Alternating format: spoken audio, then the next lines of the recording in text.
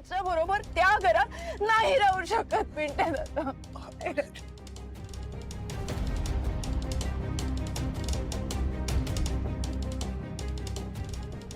Doll, असं का करतेस? अगं सासू सुनेमध्ये छोट्या मोठ्या कुरबुरी होत असतात, पण त्यांनी कोणी घर सोडतं का?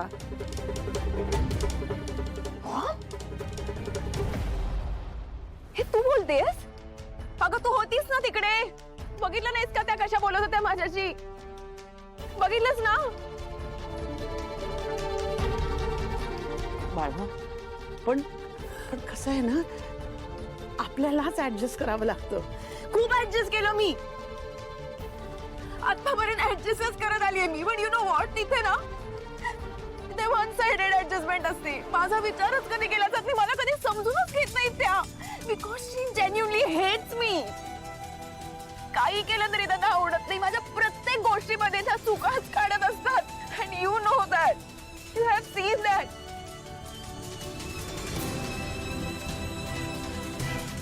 Don't get me wrong, I love Rohan आणि मी त्याच्याशिवाय जगू नाही शकत.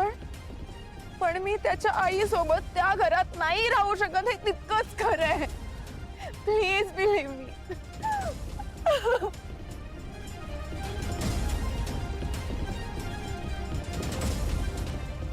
आदिरा, आदिरा, शांत हो. इकडे बाळा, इकडे इकडे पिंट्या, आता मला गरज नाही जायचं. एकदम शांत.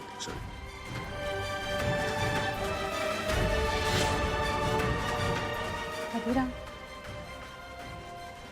ते राजा आईच्या वतीने मी माफी मागते तुझी. I am so sorry. Nandu, ते तू का सॉरी म्हणतेस? तुझी काहीच चूक नाही आणि तू तशी नाहीयेस, मला माहितीये. जस्ट दॅट त्या आईस इतक्या.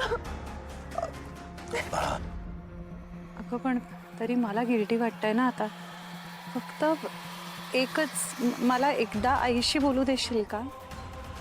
त्याआधी कुठलाही निर्णय असा तडकाफडकी घेऊ नकोस प्लीज. बोल तुझ्या आईशी, पण आय डोंट थिंक काही उपयोग होईल. आदिरा बाळा, मला असं वाटतं की आत्ता ना लगेच असं पटकन घाईघाईने कुठला निर्णय घ्यायला नको. ऐक, तू आता आलीस नाही इथे, आलीस की नाही? आता 4 दिवस इथे राहा. उद्या आपल्याकडे कार्यक्रम आहे, तू इथं होऊन जाऊ दे. मग आपण बोलूया ना याच्यावर शांतपणे. काढूया काहीतरी तोडगा. आपण सगळेच आहोत की नाही? काहीतरी बोलून विचार करूया आदिरा. एकदम असा तडकाफडकी निर्णय घ्यायचा नाही.